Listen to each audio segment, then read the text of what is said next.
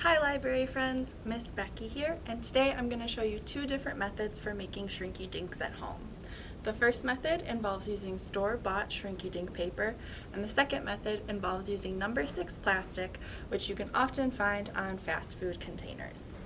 This project involves an oven, so make sure you have parental supervision or permission before using an oven. Let's go over the supplies you'll need for this project. First, you'll need either Shrinky Dink paper or number 6 plastic. You can check if the plastic you have is number 6 by looking for a small 6 imprinted on the surface. Next, you'll need paper and a pencil, Sharpies and colored pencils, scissors, aluminum foil, and an oven. Optional supplies include a hole punch, keychains, pinbacks, magnets, and hot glue. Now you'll need to choose your design. Keep in mind that when your design shrinks, it will end up being about 1/4 of the size of your original design. So make sure that the design you start with is bigger than what you want your final product to be. You can either print a design off the internet or create your own design with paper and pencil.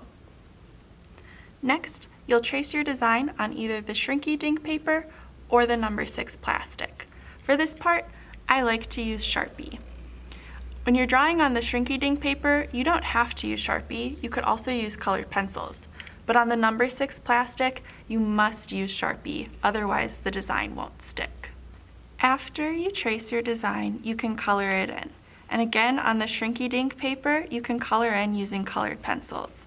But on the number 6 plastic, you have to color in with Sharpie. This is really the biggest difference between the two methods.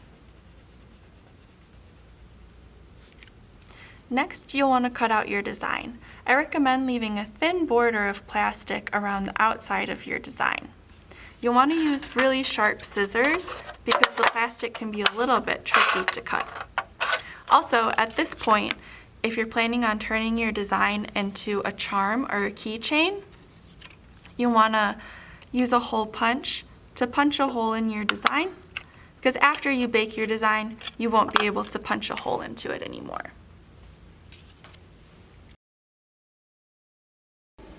Now we're going to bake our designs. When baking the number 6 plastic, set your oven to 350 degrees and bake for about 2 minutes. When using the Shrinky Dink paper, follow the instructions that come with it. As your design is baking, you'll see it shrivel up and shrink in. Once it starts laying flat again, then your design is done.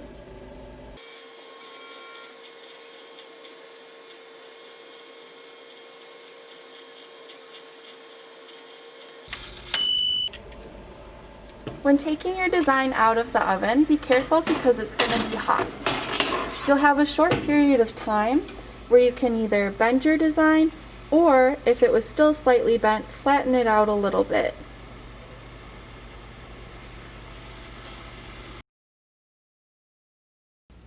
Once your designs have cooled down, you can turn them into accessories by adding a jump ring through a previously punched hole.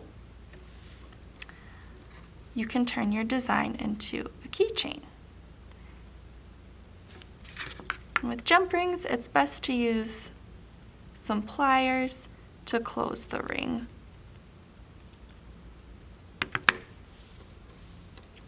You could also add a pinback or a magnet by hot gluing them to the back of your design, though I don't have any of those today. And that's it. Here we have our finished products. These ones made with the number 6 plastic and these with the Shrinky Dink paper. Thanks for following along, and I hope you have a great time making Shrinky Dinks. Make sure to share your designs with the library on social media. Bye!